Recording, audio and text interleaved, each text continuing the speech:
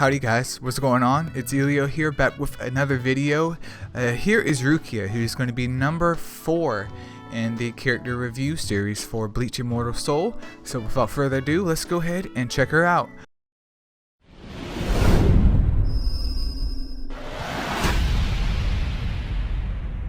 So right off the bat, Rukia is someone that we get from the beginning of the game, which means ideally she's not like the in-game unit just because they normally don't give you a very good unit other than Ichigo at the very start of the game. But what I like about Rukia is that number 1, she's easy to upgrade, and her damage honestly isn't that bad because we can see that she's an attacker type, and she's also based around crit and entanglement, which I believe entanglement is just, preventing a unit from doing their moves, which is very, very similar to stunning them or anything of that nature, which is also known as crowd control. But let's go over here to the skills. So for her combo skill, she has Haido number 33, Sokatsui,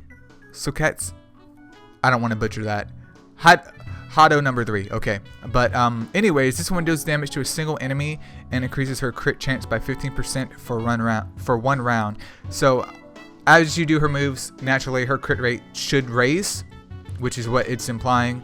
And I mean, it's pretty self-explanatory. It's nothing amazing.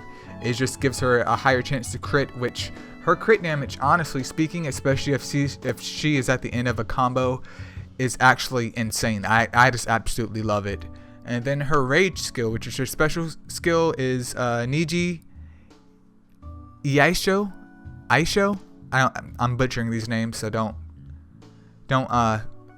tear me up too bad. But this move is also single target and increases crit chance by 20%, which lasts for 1 round. And if her weapon is awakened, then it gets a damage boost and also has a chance to entangle the enemy. So this has a CC effect, which was stated earlier with her overall specialty. I mean, all in all, honestly, are these great moves to have? They benefit only from the simple fact that they have crit on them, but since they're crit reliant, her damage isn't like super duper amazing unless she crits. So if you could somehow get her crit like up to max or near max to the point of where she's gonna predominantly crit every turn, I could honestly see Rukia being a danger, because I'm using her right now just to use her because she's an easy unit to 4-star, and I absolutely love her damage. Like, honestly, I love her damage, but she doesn't really bring any utility to any party whatsoever, so I can see why players drop her. Attack strengthen is just as it sounds. Obviously her attack increases. And then inspire, her rage skill increases crit chance of attack of, let me rephrase that. Inspire, her rage skill increases the crit chance and attack of male allies by 15% for 2 rounds.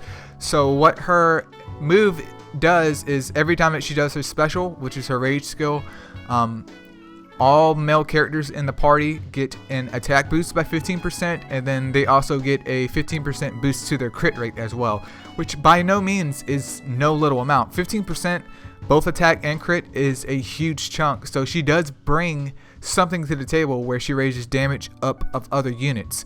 But is that going to be enough?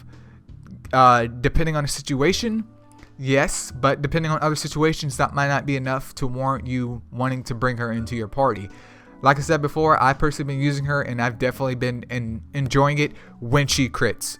Let me make that clear. When she crits, I enjoy it. When she doesn't crit, I do not enjoy it. And for her War Soul, there's obviously a lot of things you could do here. Mine right now is just based on boosting up her attack as much as possible, because the more attack that she has, the more her crits are going to do. I'm curious to see if there's any War Souls that can increase her crit. If there's something up, there is. Yep, there's something that increases her crit. So you could either do attack or crit.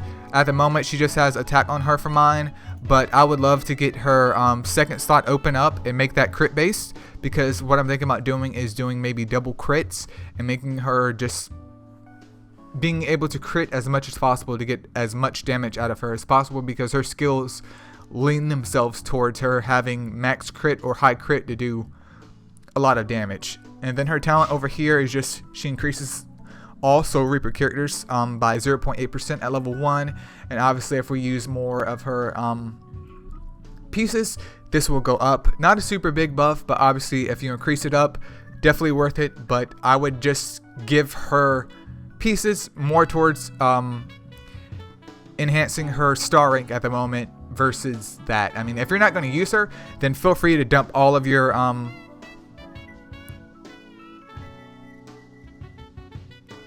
if you're not going to use her, feel free to dump all of her puzzle pieces, all of her shards or whatever into her skill and just let it be that.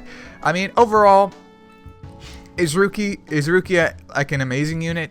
She's not amazing, but like I said before, if she crits, her damage is great, at least for where I'm at in the game right now. I feel like her overall usage is okay. It's okay. It's nothing super duper amazing, but once again, if she crits, it's amazing. If she doesn't crit, it's not amazing. And I can see why people might choose to let her go, just for the simple fact that she doesn't really bring anything to the table other than the 15% attack boost and crit rate boost to the squad. But that's pretty much Rukia. She's one that you get at the beginning of the game, so obviously it makes sense for her to drop off at some point in time.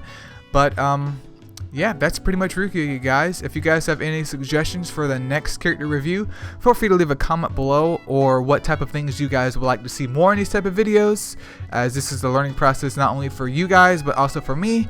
And make sure you like and subscribe if you haven't already, and I'll catch you guys in the next one. Peace out.